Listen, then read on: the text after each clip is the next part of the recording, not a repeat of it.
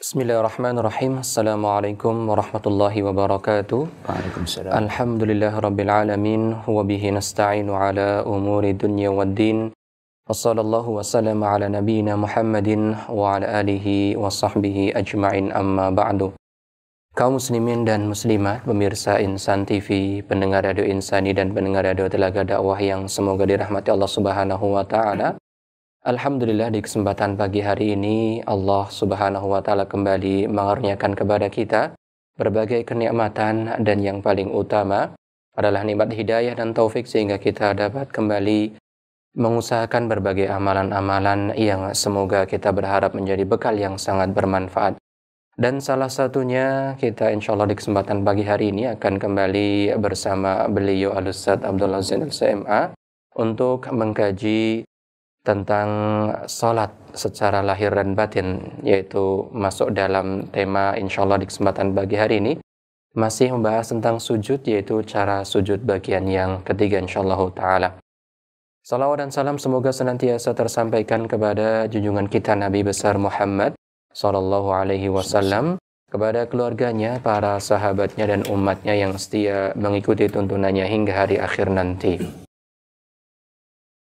Para pemirsa Insan TV, pendengar radio Insani dan pendengar radio Telaga Dakwah yang ada di Biran Aceh, yang semoga dirahmati Allah Subhanahu wa taala. Insyaallah Anda nanti juga bisa bersoal jawab bersama beliau di sesi kedua. Dan bagi Anda pemirsa Insan TV bisa melihat ataupun mengirimkan pesan singkat di nomor yang tertera di layar kaca Anda. Adapun bagi pendengar radio Insani seperti biasa di layanan SMS di 085 600 100 880. Baik, untuk memanfaatkan waktu yang ada di kesempatan pagi hari ini, kami akan langsung memberikan waktu dan kesempatan kepada beliau Al-Ustaz untuk menyampaikan materinya. Tafadhal Ustaz. Bismillahirrahmanirrahim. Assalamualaikum warahmatullahi wabarakatuh. Alhamdulillah rabbil alamin, wa bihi nasta'inu ala umuri dunya waddin. Wa sallallahu ala nabiyyina Muhammadin wa ala alihi wa sahbihi ajma'in. Amma ba'd. Kita panjatkan puja dan puji syukur kehadirat Allah Tabaraka wa Ta'ala. Pada kesempatan pagi yang berbahagia kali ini, kita kembali diberi kekuatan, kesehatan, hidayah serta taufik dari Allah Jalla wa Ala, sehingga kita bisa kembali mengkaji ajaran agama kita yang mulia ini. Kita berharap semoga Allah Tabaraka wa Ta'ala berkenan untuk melimpahkan kepada kita semuanya ilmu yang bermanfaat, sehingga bisa kita amalkan sebagai bekal untuk menghadap kepada Allah Jalla wa Ala. Amin ya rabbal alamin. Salam dan salam semoga senantiasa tercurahkan kepada junjungan kita Nabi besar Muhammad sallallahu alaihi wa ala alihi wasallam, kepada para sahabatnya, keluarganya dan umatnya yang setia mengikuti tuntunannya hingga di akhir nanti. Para pendengar radio Insani 88 FM di Purbalingga dan sekitarnya, dan juga para pendengar radio Telaga Dakwah di Biran Aceh, serta para pemirsa Insan TV dan juga Yufi TV dimanapun Anda berada. Pada pertemuan terakhir kita telah membahas tentang beberapa hal yang kaitannya dengan sujud, yaitu bahwa diperbolehkan bagi seorang muslim atau muslimah ketika sholat untuk memakai alas, untuk memakai alas saat dia sujud, entah itu bentuknya tikar atau bentuknya sajadah atau bentuknya parmadani, dan diusahakan agar berbagai alas tersebut minim motif, agar berbagai alas tersebut minim motif supaya tidak mengganggu kekhusyuan orang yang sholat tersebut. Kami sudah bawakan beberapa dalil yang menunjukkan bahwa Nabi Shallallahu Alaihi Wasallam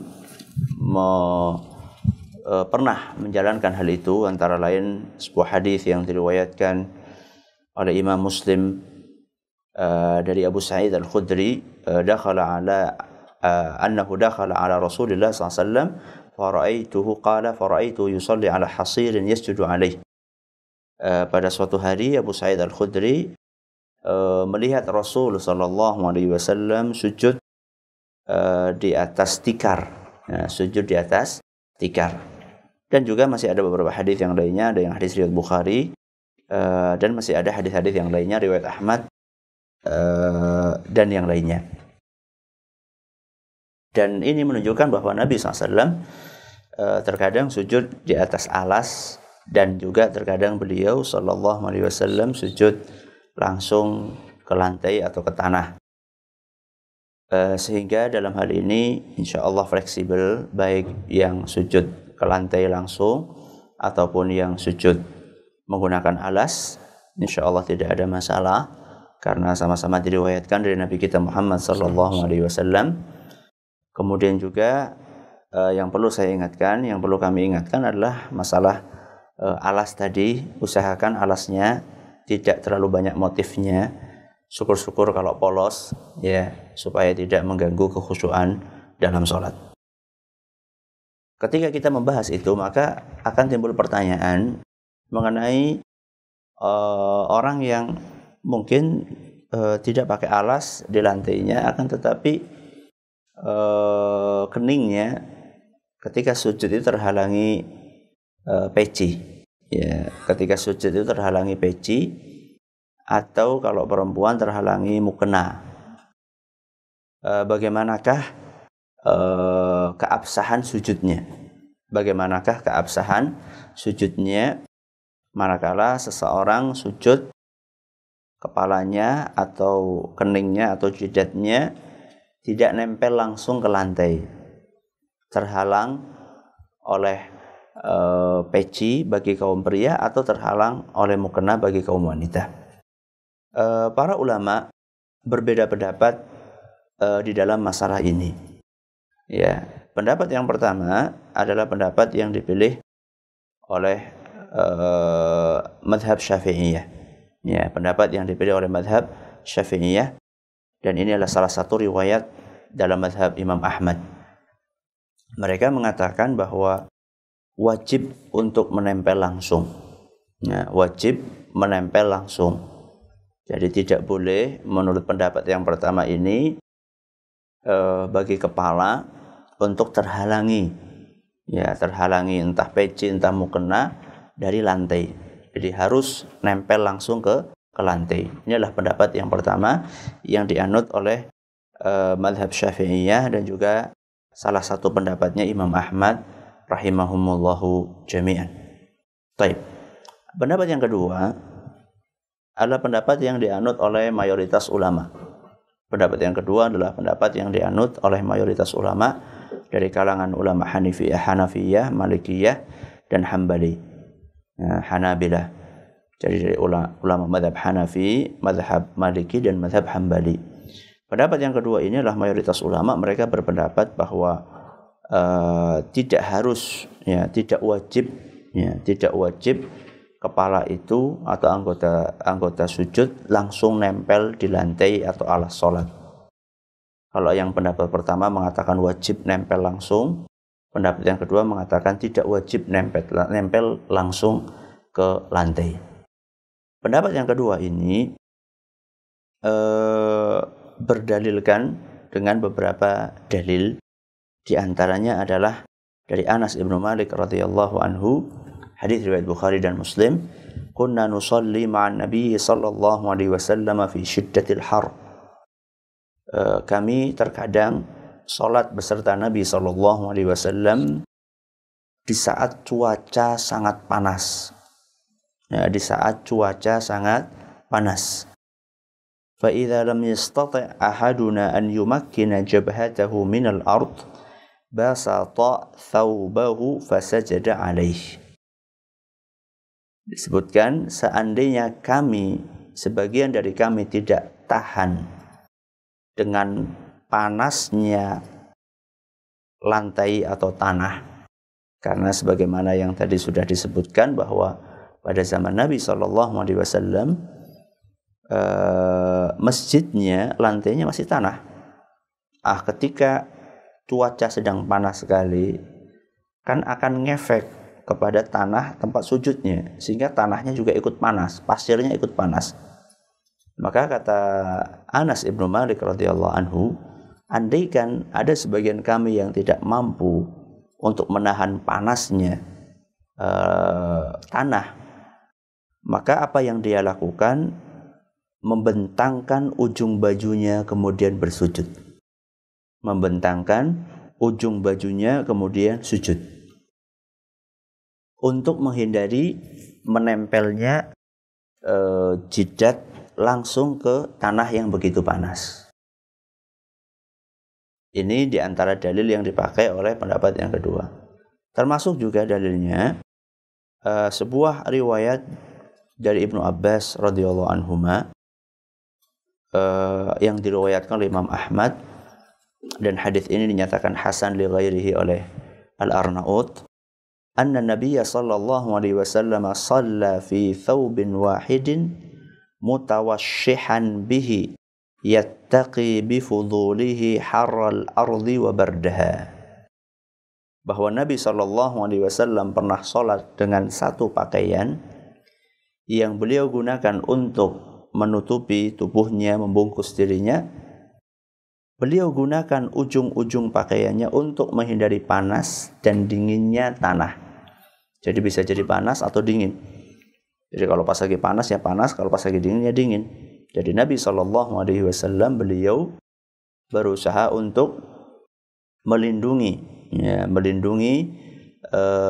kepalanya ya dari panasnya tanah atau dinginnya tanah dengan menggunakan baju atau kain yang beliau pakai.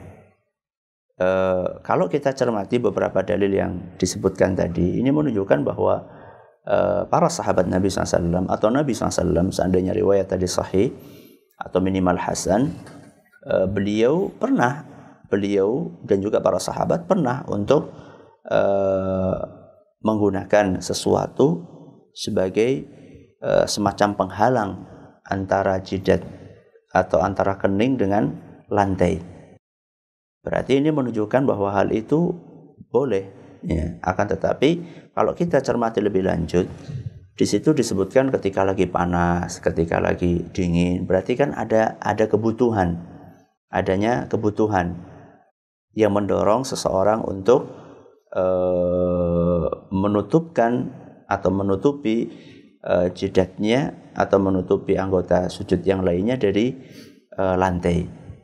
Dalam kondisi para sahabat saat itu dan juga Nabi SAW adalah karena panas yang luar biasa atau dingin yang luar biasa. Maka dari sini kita bisa mengambil kesimpulan bahwa kalau memang dibutuhkan bagi kepala untuk tidak langsung menyentuh di lantai karena adanya kebutuhan kayak tadi misalnya terlalu panas, terlalu dingin, atau mungkin karena banyak ada kerikil yang menyakitkan ya, ada kerikil yang menyakitkan ketika seorang sholat misalnya di luar masjid ya. Kadang-kadang ketika Idul Fitri misalnya ya, sholatnya di jalan ya, sholatnya di jalan aspal yang di situ mungkin ada kerikil-kerikil yang kecil yang agak tajam, atau seorang yang sedang bepergian atau orang yang sedang camping, ke gunung, kemudian dia pengen sholat di sana dan saat itu hanya beralaskan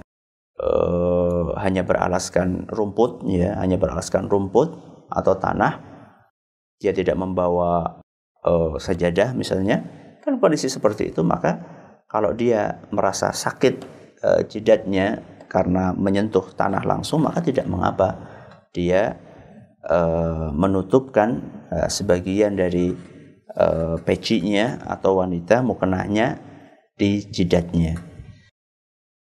Akan tetapi kalau nggak ada kebutuhan, maka jelas lebih afdolnya adalah dibuka. Jadi kalau orang mau sholat pecinya itu lebih afdolnya untuk bagian apa? Untuk bagian jidatnya di sini itu dibuka, ya, dibuka. Ya juga kaum wanita juga seperti itu. Nah, dibuka tentunya tetap dengan menutup aurat ya, dibuka sehingga langsung menempel kemana? Langsung menempel ke lantai. Ini yang lebih afdal. Kecuali kalau ada kebutuhan seperti yang tadi disampaikan oleh Anas ibnu Malik radhiyallahu anhu dan juga oleh Ibnu Abbas radhiyallahu anhuma. Ini masih ada kaitannya dengan pembahasan pada pertemuan yang lalu. Berikutnya ada satu ayat dalam Al-Quran yang kaitannya erat dengan masalah sujud, yaitu sebuah ayat dalam surat Al-Fatah ayat 29. Ya, dalam surat Al-Fatah ayat 29 Allah Subhanahu wa taala berfirman, "Simahum fi wujuhihim min atharis sujud." Simahum fi wujuhihim min atharis sujud. Tanda mereka yaitu orang-orang yang beriman, di wajah mereka itu ada bekas sujud. Ya, ini Allah Subhanahu wa taala sedang menceritakan tentang salah satu tandanya orang yang beriman. Di antara tandanya orang yang beriman, di wajahnya itu ada bekas sujud. Ada bekas sujud. Apa yang dimaksud dengan bekas sujud di sini? Nah, apa yang dimaksud dengan bekas sujud di sini? Sebagian orang mengiranya bekas sujud itu adalah kening yang hitam. Kening yang hitam. Sehingga kalau misalnya ngelihat ada orang keningnya hitam, kalau bahasa Jawanya itu ngapal, ya, kening yang hitam atau bahasa Jawanya ngapal itu, wah ini sudah hebat ini. Ini sudah hebat karena kepalanya sudah atau keningnya sudah menghitam. Jidatnya sudah menghitam. Nah, kalau misalnya ada orang belum menghitam jidatnya, wah ini masih makomnya masih makom yang rendah ini, belum terlalu tinggi. Ya. Apakah yang seperti itu adalah yang dimaksud dari ayat yang saya bacakan tadi, yaitu surat Al-Fatah ayat 29? Mari kita baca penafsiran para ulama kita mengenai maksud dari ayat simahum fi wujuhihim min atharis sujud. Tandanya orang yang beriman terlihat di bekas sujud di muka mereka. Apa maksud dari bekas sujud di sini? Ketika kita baca perkataan para ulama tafsir, kita akan temukan bahwa mereka itu menafsirkan ayat ini. Ada yang mereka tafsirkan, ada tafsiran yang mereka sampaikan kaitannya dengan dunia. Jadi tanda, efek, bekas di dunia. Ya. Ada yang menafsirkannya bekas atau efek atau tanda di akhirat. Ini dua penafsiran yang disampaikan oleh para ulama mengenai apa yang dimaksud dengan tanda sujud itu. Ya. Apa yang dimaksud dengan bekas sujud itu tadi apa? Jadi secara garis besar ada dua penafsiran. Penafsiran yang pertama mengatakan itu adalah di dunia, ya, tanda yang terlihat di dunia. Kemudian pendapat yang kedua mengatakan itu adalah tanda yang terlihat di akhirat. Nah, kita awali dari penafsiran yang pertama, yaitu tanda yang terlihat di dunia. Apa maksud dari tanda yang terlihat di dunia itu? Ibnu Abbas radhiyallahu anhuma, beliau mengatakan maksud dari tanda atau bekas sujud itu, kata beliau, as-samtul hasan. As-samtul hasan, yang artinya adalah perilaku yang baik. Perilaku yang baik. Ya. Jadi inilah maksud dari bekas sujud. Jadi orang itu kalau rajin sujud, maka efeknya di dunia, dia perilakunya akan baik. Tutur katanya akan lembut. Perilakunya akan sopan. Dan dia akan santun di dalam bermuamalah beserta orang lain. Ini maksud dari penafsiran dari tanda sujud tadi. Dari sini kita bisa mengambil sebuah kesimpulan bahwa orang yang rajin sholat, dia itu harus ada efeknya dalam kehidupan sehari-hari. Sehingga kalau kita temukan ada orang yang Masya Allah rajin sholat 5 waktu di masjid, ya, tidak pernah ketinggalan berjamaah, anak-anaknya pun diajak Masya Allah ke masjid. Akan tetapi tidak kelihatan efeknya dalam pergaulan keseharian. Dia tetap jarang senyum sama orang lain, ya, kata-katanya kasar, ya. Kemudian dia juga suka menyakiti tetangganya dengan perilakunya atau dengan tutur katanya. Nah, orang-orang yang seperti ini berarti sujudnya ini belum mengefek, ya. Sujudnya ini belum berdampak positif kepada dirinya. Maka amat disayangkan ini banyak, ya, di masyarakat orang yang sholatnya 5 waktu, masya Allah, akan tetapi perilakunya belum mencerminkan dari sholat 5 waktunya itu. Seharusnya seorang muslim ketika dia sholat dan dia rajin dalam sholatnya, hal itu bisa memoles perilaku kesehariannya, sehingga orang yang ketemu dengan dia itu merasa nyaman, ya. Orang yang ketemu dengan dia itu merasa hatinya adem, ya. Tidak justru sebaliknya. Ada sebagian orang seperti yang saya katakan tadi, sholatnya rajin tapi kalau ketemu sama orang itu nggak pernah bisa ramah, ya. Sehingga orang yang ketemu sama dia tidak enjoy untuk duduk beserta dia. Ini adalah penafsiran yang pertama yang disampaikan oleh Imam Ibnu Abbas radhiyallahu anhuma. Kemudian penafsiran yang lain, sebagian ulama salaf mereka menafsirkan ketika membahas tentang tanda sujud tadi, kata mereka, inna lil hasanati nuran fil qalbi wa dhiya'an fil wajhi wa sa'atan fil rizqi wa mahabbatan fi qulubin nas. Jadi ketika ulama tersebut menafsirkan tentang maksud dari tanda, ya, sujud, kata beliau, inna lil hasanati nuran fil qalbi.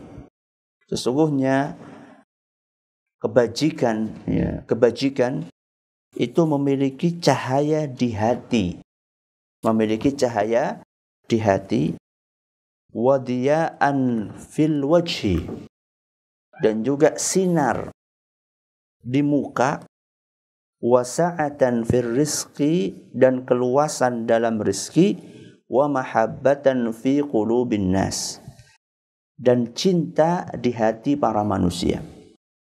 Jadi di sini ulama ini akan menjelaskan atau ingin menjelaskan kepada kita bahwa orang yang banyak sujud maka hatinya akan bercahaya. Hatinya akan bercahaya, mukanya juga. Berarti di sini yang dimaksud dengan tanda di sini adalah muka dan hati yang bercahaya serta bersinar. Ya. Bersinar di sini adalah karena kebaikan yang dia lakukan, karena ketaatan yang senantiasa dia jalankan, sehingga orang tersebut hatinya berseri-seri, ya, mukanya berseri-seri. Walaupun mungkin warna kulitnya mungkin gelap, ya, karena memang ditakdirkan oleh Allah Subhanahu wa taala lahir dalam keadaan berwarna kulit seperti itu, akan tetapi orang yang melihatnya akan merasa nyaman, merasa tenang, dan melihat ada semacam cahaya yang bersinar dari mukanya. Sehingga ketika ketemu sama orang lain akan merasa nyaman dan dia melihat wajah yang berseri-seri. Inilah tanda sujud yang ditafsirkan oleh sebagian ulama salaf. Jadi di dunia, jadi mukanya bersinar, hatinya bersinar, dia disukai sama orang, ya, karena keramahannya, karena kesantunannya, karena kesopanannya. Ya. Jadi ini penafsiran berikutnya.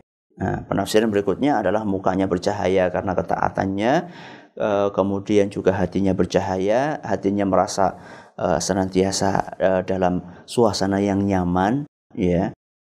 Tenang hatinya, itu maksud dari hati yang bercahaya. Ini adalah penafsiran yang pertama yang disampaikan oleh para ulama yang kaitannya dengan di dunia. Ya. Adapun penafsiran yang kedua yang kaitannya dengan akhirat. Ya, jadi ada sebagian ulama menafsirkan tanda sujud itu di akhirat. Nah, itu diantaranya adalah apa yang disampaikan oleh Imam Al-Hasan Al-Basri. Kata beliau, innaha bayadun yakunu fil wajhi yaumal qiyamah. Kata Al-Hasan Al-Basri, yang dimaksud dengan tanda sujud itu adalah muka yang bercahaya pada hari kiamat. Muka yang bercahaya pada hari kiamat.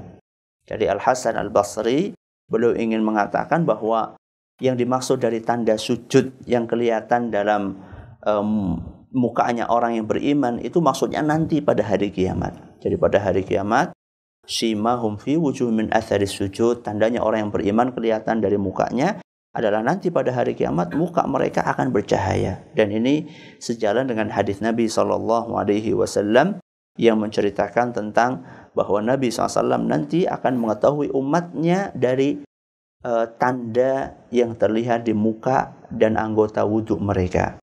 Karena muka dan anggota wudhu mereka nanti pada hari kiamat bersinar-sinar, sehingga Nabi SAW bisa mengetahui mana umat beliau dan mana yang bukan umat beliau. Ini adalah penafsiran yang kedua.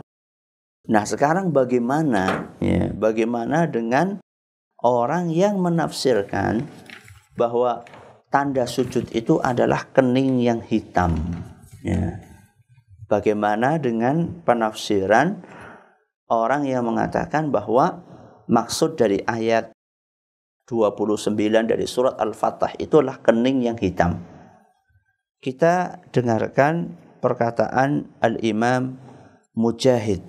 Ya, kita dengarkan perkataan Imam Mujahid rahimahullah, salah seorang ulama besar dari kalangan tabi'in.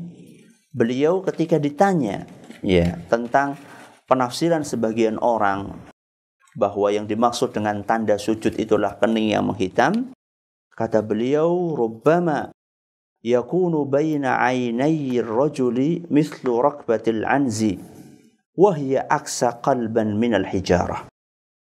Kata beliau, mungkin saja ada orang yang jidatnya itu, kalau bahasa Jawa itu ngapal itu sudah sudah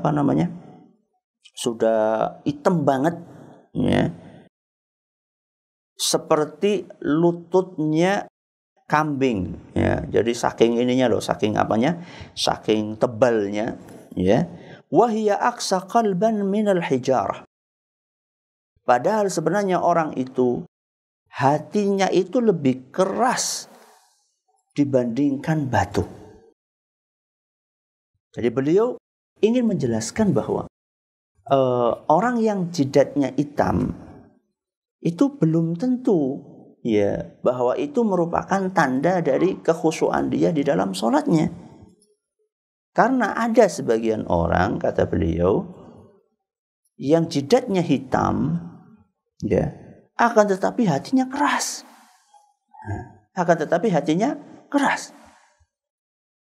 Dan sebenarnya jidat hitam itu juga bisa saja disetting, disetting. Ya. Kalau misalnya ada orang membentur-benturkan kepalanya, kemudian sampai ada bekas lukanya, bisa saja seperti itu. Makanya Imam Mujahid di sini menjelaskan bahwa sekedar tanda hitam di jidat, itu tidak menunjukkan bahwa orang ini pasti orang yang beriman, atau juga sebaliknya. Karena bisa jadi ada orang yang jidatnya hitam, tapi perilakunya tidak baik. Bahkan kata beliau, wahya aksa qalban minal hijarah. Hatinya lebih keras daripada batu. Terus beliau mengatakan, walakinnahu nurun fi wujuhihim minal khusyu'. Kemudian Imam Mujahid menjelaskan yang dimaksud dari tanda sujud itu adalah cahaya yang ada di wajah mereka karena kekhusyuan mereka. karena kekhusyuan mereka dalam sholatnya. Itu yang dimaksud dengan tanda yang ada di jidat. Makanya Syekh Ibnu Utsaimin rahimahullah, beliau juga mengatakan hal itu bukan tanda orang-orang yang soleh. Yang menjadi tanda justru cahaya yang tampak dari wajah. Nah, maksudnya cahaya karena kesolehan orang tersebut. Kemudian kata beliau, dada yang lapang, akhlak yang baik, dan yang semisalnya. Adapun bekas sujud yang nampak pada kening, ya, terkadang juga tampak pada wajah orang-orang yang hanya mengerjakan sholat fardu saja, karena kulitnya tipis. Ya, ada sebagian orang, sholatnya cuma sholat 5 waktu saja, tapi bisa kelihatan bekas sujudnya di mukanya. Padahal sholatnya cuma 5 waktu saja. Kenapa? Karena kulitnya tipis. Ada sebagian orang macam-macam kulitnya. Ada yang kulitnya tipis, ada yang kulitnya tebal. Ada orang kulitnya tebal, sholatnya rajin, bukan cuma 5 waktu, tambahan tahajud, tambahan ini. Enggak hitam-hitam. Ya. Tidak hitam-hitam jidatnya. Padahal dia rajin sholat karena kulitnya tebal. Ya. Kata beliau, sementara itu ada pula wajah orang yang banyak mengerjakan sholat dan sujudnya lama, tapi tidak kelihatan di jidatnya. Jadi dari apa yang disampaikan oleh para ulama ini, kita bisa mengambil sebuah kesimpulan bahwa ketika ada orang yang jidatnya hitam itu tidak mutlak langsung bisa dinilai bahwa orang ini adalah orang yang soleh, ya. Kemudian orang ini pasti rajin sholat, belum tentu, ya. Begitu pula sebaliknya, belum tentu pula kalau ada orang yang jidatnya putih-putih saja, tidak ada hitam-hitamnya, itu berarti ini orang jarang sholat. Ya, belum tentu juga. Maka yang dimaksud dari ayat tadi, simahum fi wujuhihim min athari sujud, tandanya orang yang beriman adalah bekas sujud ada di mukanya. Itu maksudnya adalah bisa jadi dunia di akhirat. Di dunia adalah dari perilaku yang baik, dari wajah yang berseri-seri, ya. Adapun di akhirat adalah cahaya yang insya Allah akan Allah berikan kepada hamba-hambanya yang beriman. Semoga bermanfaat apa yang kami sampaikan. Pada kesempatan kali ini kita dengarkan beberapa pertanyaan yang sudah masuk ke meja redaksi kami. Ya. Baik Ustaz, jazakallahu khairan atas paparan materi di kesempatan pagi hari ini. Alhamdulillah, semoga menjadi tambah keilmuan dan wawasan tentang sujud, dan kita menjadi lebih hati-hati di dalam terutama tadi mengklaim atau memberikan seseorang itu dia sudah ahli sujud atau ahli salat atau tidak. Baik Ustaz, kita akan angkat beberapa pertanyaan di kesempatan pagi hari ini. Yang pertama kami coba angkat dari Umi Firdaus yang menanyakan beberapa poin pertanyaan, namun kami coba pilih yang berkenaan dengan tema saja.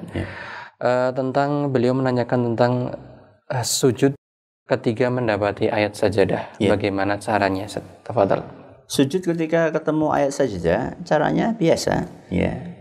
Sebagian ulama mengatakan perlu diawali dengan takbir, sebagian ulama yang lainnya mengatakan tidak perlu diawali dengan takbir.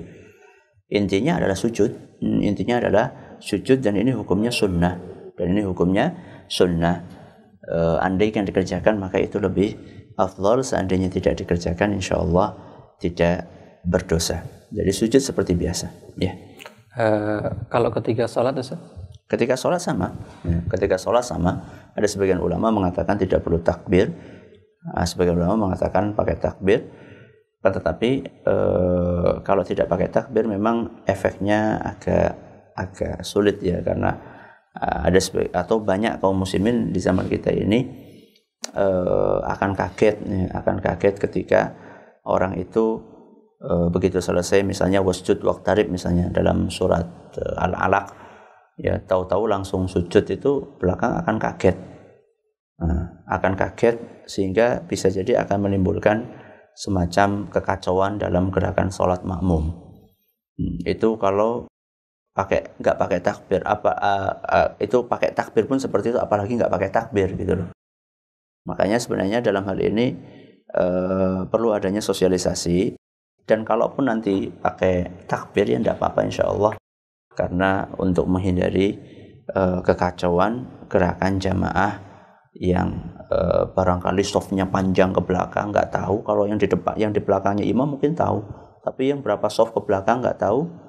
Tahu-tahu sujud imamnya nggak ada takbirnya, terus bangkit lagi, kan itu bisa menimbulkan kegaduhan di dalam gerakan sholat. Wallahu a'lam bishawab. Namun saja jazakallahu khairan. Demikian untuk Ummu Firdaus. Kemudian Ustaz yang kedua masih dari pendengar Radio Insani dari Wanto yang ada di Kota Yasa. Beliau menanyakan tentang apakah ketika sujud boleh menambah doa dengan doa selain dalam sujud, seperti beliau menyebutkan Allahumma inna nas'alukal huda dan seterusnya. Ustaz, tafadhal. Boleh, ya boleh menambahkan doa di dalam sujud, akan tetapi diutamakan doa-doa yang disebutkan dalam hadis-hadis Nabi SAW atau doa-doa yang disebutkan dalam ayat-ayat Al-Quran. Wallahu a'lam bishawab. Namun saja jazakallahu khairan. Yang berikutnya Ustaz, pertanyaan dari pendengar pemirsa Insan TV. Beliau menanyakan apakah salah jika khawatir dengan cara sujud yang keliru, atau kemudian dengan khawatir apakah ibadah diterima atau tidak. Apakah kekhawatiran ini termasuk kekeliruan atau dibolehkan Ustaz? Dan bagaimana cara supaya ibadah kita bisa diterima oleh Allah Subhanahu wa taala dari cacat di tasik, Ustaz? Tafadhal. Kekhawatiran apakah sholat kita diterima atau tidak, itu tergantung apa dampak yang akan ditimbulkan dari kekhawatiran itu. Jadi kalau misalnya seorang khawatir ibadahnya nggak diterima, terus habis itu apa? Efeknya apa? Kalau karena khawatir itu lalu dia berusaha untuk memperbaiki cara ibadahnya, dia berusaha untuk mempelajari cara sholat yang benar, kemudian dia selalu meningkatkan kualitas ibadahnya, maka ini bagus. Ini kekhawatiran yang berdampak positif, ya. Jadi tergantung efeknya apa dari khawatir itu. Jadi kalau efeknya membuat dia semakin terpacu untuk memperbaiki diri, sholatnya semakin diperbaiki, maka ini adalah kekhawatiran yang bagus.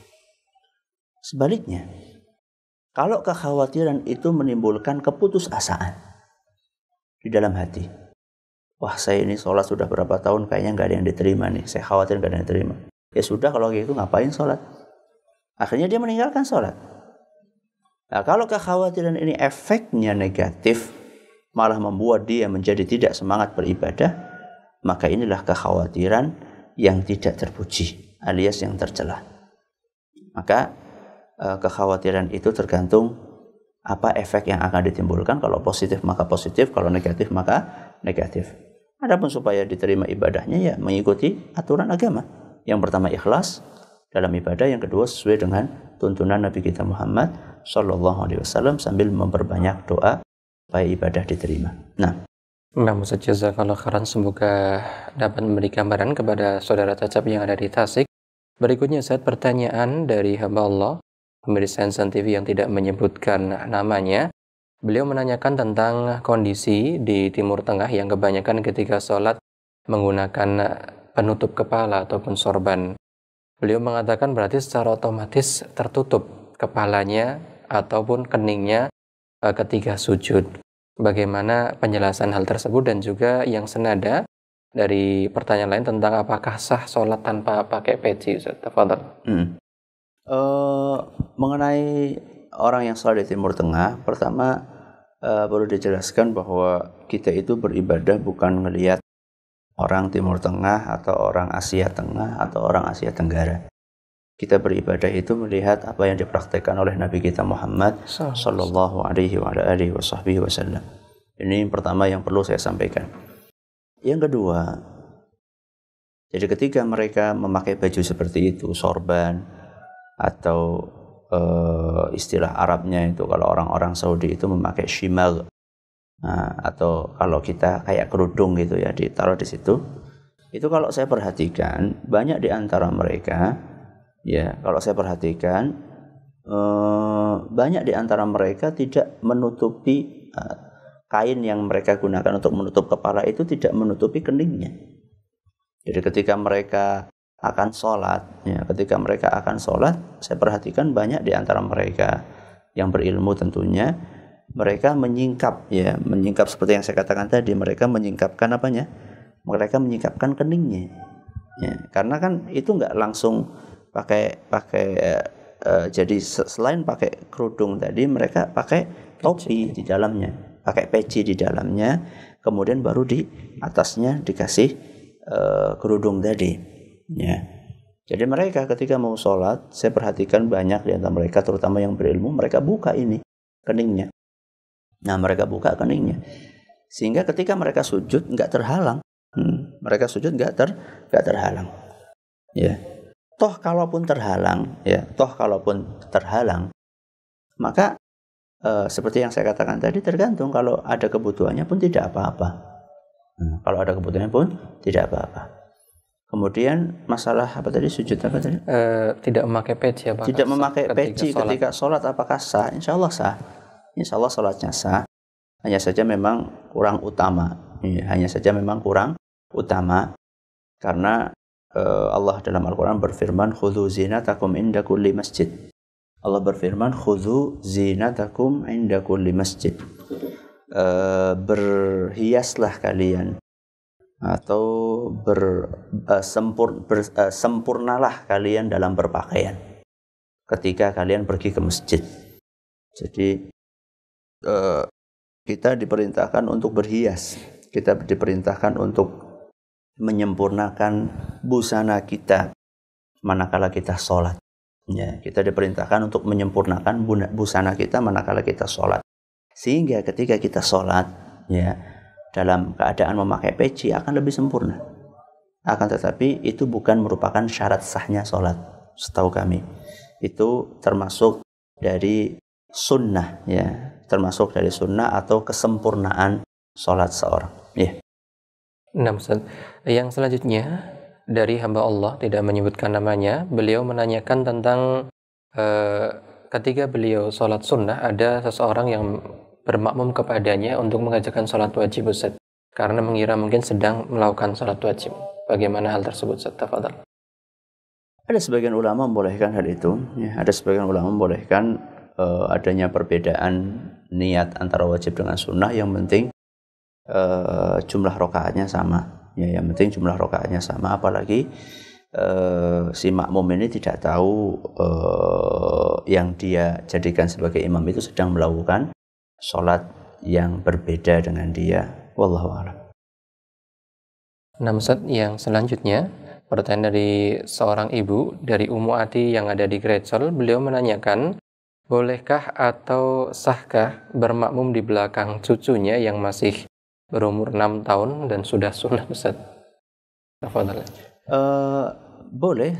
Bayi yang anak kecil yang sudah mumayyiz, ya, bayi kecil yang sudah mumayyiz itu sudah bisa membedakan antara baik dan buruk. Ya, usia 6 tahun insya Allah sudah bisa. Ya, sudah bisa membedakan antara api dengan es, ya, dengan air, sudah bisa. Itu insya Allah sudah boleh. Bukan merupakan syarat imam itu harus balik. Ya, bukan merupakan syarat imam harus balik. Seandainya imamnya itu baru mumayyiz, insya Allah sudah tidak mengapa. Mungkin ini pertanyaan yang terakhir. Allah. Nah, jazakallah khairan atas jawaban pertanyaan dan sekaligus mungkin ini sebagai pertanyaan terakhir dan penutup. Insyaallah kaum muslimin dan muslimah, di kesempatan pagi hari ini kita cukupkan, dan mungkin untuk terakhir penutup poin yang perlu disampaikan. Apa yang kami sampaikan tadi intinya adalah mengenai masalah sujud manakala kepala atau jidat atau anggota tubuh yang lainnya tertutupi kain, ya, tertutupi kain, entah itu peci atau kerudung. Intinya kalau memang bisa langsung nempel itu lebih baik. Kalau seandainya ada kebutuhan maka tidak apa-apa, jidat tidak langsung nempel ke lantai terhalang peci atau mukena. Kemudian mengenai tanda, ya, mengenai tanda sujud yang ada di muka orang yang beriman itu, penafsiran sebagian orang bahwa itu maksudnya adalah jidat yang menghitam itu kurang bisa diterima dari tinjauan tafsir para ulama kita. Justru para ulama kita mengatakan bahwa tanda sujud itu maksudnya adalah perilaku yang baik, di dunia, kemudian muka yang berseri-seri karena keimanannya, ya, dan juga hati yang lapang, serta di akhirat nanti adalah cahaya yang Allah berikan kepada orang-orang yang beriman. Wallahu a'lam. Nah, Ustaz, jazakallah khairan. Dan sekaligus apa yang beliau sampaikan menjadi penutup di kesempatan hari ini.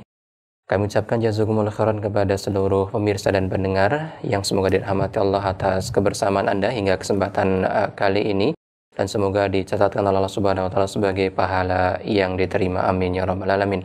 Kami juga mohon maaf yang sebesar-besarnya bila banyak ataupun beberapa pertanyaan belum bisa kami ajukan kepada beliau karena keterbatasan waktu. Insyaallah di kesempatan-kesempatan yang akan datang kita akan kembali berjumpa dalam program yang sama, pun bagi dalam program sholat akhir batin insyaallah ta'ala, dan semoga Anda bisa mengajukan pertanyaan-pertanyaan yang mungkin tertunda di kesempatan hari ini. Sekali lagi jazakumullah khairan, dan kita akhiri dengan kafaratul majlis. Subhanakallahumma wa bihamdika asyhadu an la ilaha anta astaghfiruka wa atubu ilaik. Wassalamualaikum warahmatullahi wabarakatuh. Waalaikumsalam.